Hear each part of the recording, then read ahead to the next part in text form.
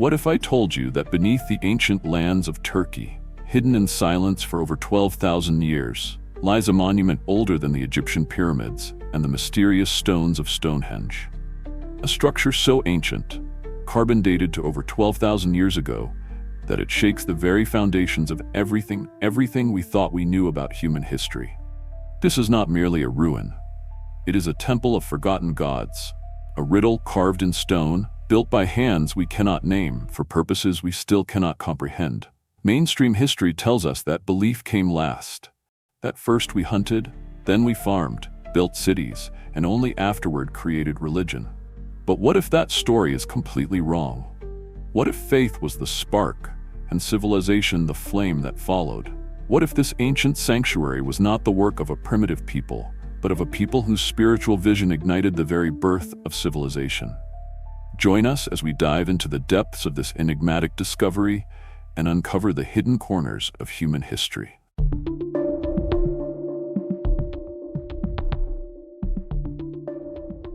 Göbekli Tepe was principally excavated by German archaeologist Klaus Schmidt in the 1990s.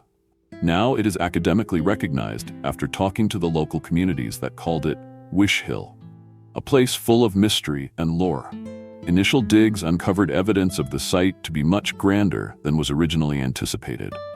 Structures of a circular or oval nature with a diameter of 10 to 20 meters, and at the center massive T-shaped limestone pillars of 3.5 to 6 meters in height and of 5 to 24 tons weight each. These pillars, accompanied by smaller ones, are like a temple of the past going up. The most recent excavations have revealed the presence of 6 major structures, but according to ground radar, the presence of over 20 more structures and 200 pillars still buried. So far, we have only the glimpse of the unknown. The rest of it is still there, waiting to be discovered, keeping its mysteries. Those pillars are fascinating not only because of their size, but also because of their intricate detailings. They are covered with a variety of animals, such as foxes, snakes, wild boars, lions, bulls, gazelles, vultures, ducks, and cranes, as well as hands, arms, zigzags, and chevrons. Some of them have human figures on them, like those that are belted and loinclothed with arms outstretched, and occasionally are headless. For example, one of these pillars depicts a headless male figure with only the genitals exposed next to a duck carving. The other one is along with the details of the fox pelt and the belt buckle shown in the pictures. And these two are, according to our understanding, the symbolic human statues. Most of the figures are those of no particular sex, and the genitals are covered, but there are more representations of males, which could be a sign of a patriarchal society. It is a funny thing that only one female figure, which most likely was introduced at a later stage, has been found. All these make Göbekli Tepe not just a structure, it is filled with deep symbolism. These incredible buildings really got me wondering about how they were constructed. The scientific data, however, seems to indicate that the builders were communities of hunter-gatherers. Carbon-14 analysis of the site has given the date as period from 9600 to 7000 to 12,000 BCE. The excavations have not revealed any evidence of domesticated plants, only wild wheat and barley, along with the bones of wild animals. For example, a flint arrowhead embedded in the shoulder bone of a wild ox are the only things that can prove their hunting lifestyle. How then were they able, if we consider that those people had not completely appropriated agriculture, to transport a lot of stones and build such an orderly complex? These stones were extracted from limestone deposits at a distance of 100 meters to 1 kilometer. Limestone can be worked easily and shaped with no lesser tools, like obsidian and flint. Obsidian is said to be up to 8 times sharper than steel. According to experimental archaeology, a team of 50 people could do it in days by using wooden sleds and ropes. The reliefs may have been carved for more than 300 hours for each pillar. Klaus Schmidt thought that 500 people worked weeks in order to build every circular structure. This is a great revelation on the skills of hunter-gatherers in organizing, which are far more than we used to imagine. But what was the reason for doing such a big job? The purpose of Göbekli Tepe remains an issue that different scientists and theorists still argue over. Klaus Schmidt, who referred to it as the Temple on the Hill, speculated that it was a place for rituals of a nomadic people who lived and hunted from the forest only. The depiction of animals in carven figures can be interpreted as the shamanic beliefs, maybe the one that they were trying to explain the death through the use of supernatural forces. The skulls with holes that have been found at the site indicate that a kind of skull cult existed there. In Schmidt's words, first came the temple, then the city. Hence, he was indicating that this place was the impetus to the change of life that was associated with settling down. The lack of domestic traces, such as no hearths or cookware, confirms that the place was used for religious purposes rather than for living. Nevertheless, there are a lot of alternative explanations. Some scientists think that Gobekli Tepe may have been a place not only for religious rituals, but also for meeting and sharing by different tribes from the whole area. The animals that are depicted with lots of detail, such as foxes, snakes, and vultures, could be the tribe's totem animals or the spirits who had given them help, and thus the figures would have been the social and ceremonial parts of the roles of the tribes. The small side rooms that have been found near the main enclosures may have been the places where people stayed for a short time, kept their food or the objects for their rituals there, or even the places where they did the private ceremonies. These tribal meetings could have happened during regular periods in the year, probably at the times of equinoxes or solstices. That is, if they considered the events of the sun as natural cycles and the changes of local products as agricultural transitions. Repetitive gatherings for religious purposes probably were not the only events of such nature that took place there. Events in which they traded with each other, feasted, were telling stories, and negotiating with other tribes might have been part of a larger context of those festivals. The presence of similar megalithic sites in the vicinity, for instance, Karahan Tepe or Hamzan Tepe, indicates an area of the profane territory, with Göbekli Tepe potentially being its core. In the absence of archaeological evidence, the researchers infer that the site's design, including its orientation and decorative motifs, may suggest the site was also designed for such uses as an ancient observatory. Some of these guys even asked the question, can different occasions only be coordinated with natural cycles of the seasons or the changing of the celestial sphere? Martin Sweatman and Dimitrios Sikritsis, experts who are on a research mission on the borders of archaeology and astronomy, have come up with a fascinating new hypothesis about a pillar at Gobekli Tepe, which they named Vulture Stone. The pillar they are talking about may not be just a piece of symbolic art, but it can be an example of the early period of a star map. To be more precise, the scorpion, duck, and wolf figures that are represented on the stone could be the animals of the stars, which to us are the constellations Scorpio, Libra, and Canis. Their research results show that these correspondences are the same directions of the stars from 10,950 BCE, a time when, according to scientists, the Younger Dryas, a sudden global climate change started.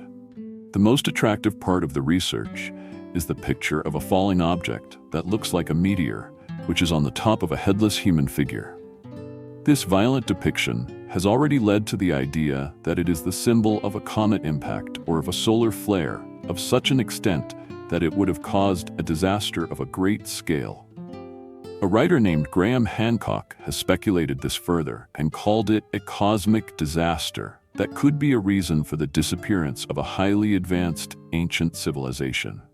In his opinion, the lost civilization could have built this site a monument or a sign for the future generations when they were still alive.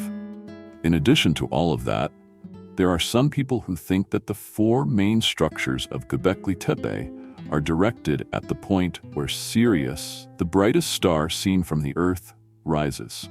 If the direction is correct, then the builders of the site had a deep knowledge of astronomy and utilized it in the construction of the place in a purposeful way. They could have not only made Gobekli Tepe a spiritual center, but also the star's encoded message on the stones of the past.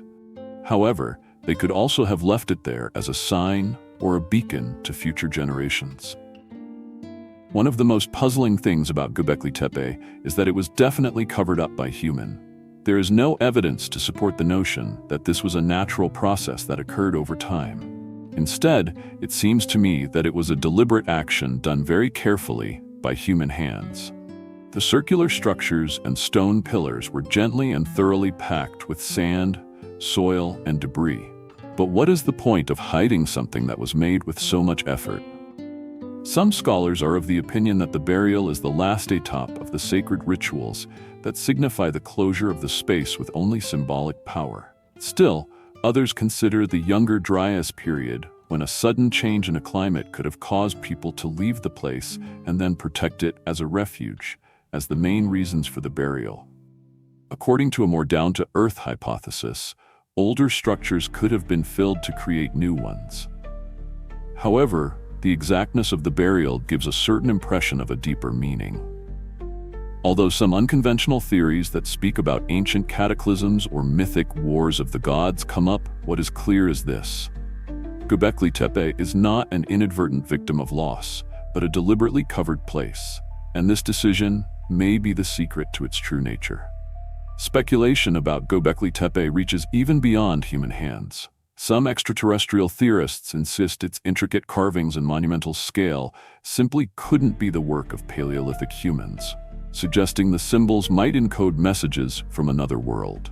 Yet archaeologists point to chisel marks and obsidian tool impressions, firm evidence of human craftsmanship, typical for the era. Graham Hancock, the controversial author behind Magicians of the Gods, proposes that Göbekli Tepe was constructed by survivors of an advanced, pre-Ice Age civilization wiped out by a comet impact around 10,800 BCE, and that the enigmatic Vulture Stone, Pillar 43, carries a warning resonating with global flood myths, like Noah's. Hancock collaborated with statistician Martin Sweatman, finding what they interpret as astronomical alignments tied to a Younger Dryas cosmic catastrophe, though mainstream scientists accept the Younger Dryas impact hypothesis only as a possible trigger for abrupt climate change. Meanwhile, conventional archaeology maintains that the creators were skilled hunter-gatherers, not ancient astronauts or survivors of a vanished civilization, holding firmly to tangible evidence over fringe theories. Gobekli Tepe is a site that was only rediscovered in the 1990s. Nevertheless, it mediated by locals for a long time as Gire Zan, or Wish Hill, a place regarded as very holy where mainly in spring, women who were childless and ill would stand close to an old tree and pray, reportedly asking for blessings. Among their finds near there, archaeologists seem to have found a stone carving depicting a woman giving a breech birth to the child. This, they say, is an indication that this place might have been a very primitive birthing chamber in the past, and that the tradition might have been carried down through generations. The connection is not just a symbolic one. In case that location was actually a birthing sanctuary, the act of praying at the tree and the birth picture could be parts of one and the same culture being expressed, a conscious ritual rather than a casual coincidence. The fact that stone vessels used by people in these rituals were made 12,000 years ago is extremely significant in that it demonstrates great cultural continuity. The exhibition at Gobekli Tepe is certainly not only an archaeological wonder, but also a living faith legacy of desire, where memory, fertility, and sacred space firmly entwined, having changed from a prehistoric ritual center to a postpartum sanctuary that pays homage to the eternal mysteries of life. In conclusion, Gobekli Tepe changes the human history completely.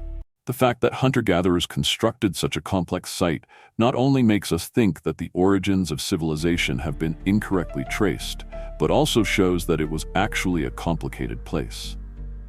This temple, which is older than the agriculture, also nourishes the first temple, then agriculture theory. It was possibly the first example of a transition to the sedentary lifestyle. Some people even suggest that we should count the time not from the birth of Christ, but from the building of Göbekli Tepe, 10,000 BCE. If that were the case, we would talk about 12,024 instead of 2024. That could be a much more significant beginning for us to get to know our past better. Göbekli Tepe is a mixture of amazing scientific achievements and the magnetic effect of speculative mysteries. The questions such as who buried it, what the symbols on it were, what kind of inheritance the ancestors have given us remain unanswered. One day, when the mystery will be unveiled, the truth will be clear. Until that time, this mysterious place will just continue to invite us to rethink our past as well as our future. What do you say? Is Gobekli Tepe the point of origin of history, or just the last place where a forgotten civilization exists? We are eager to get your opinions.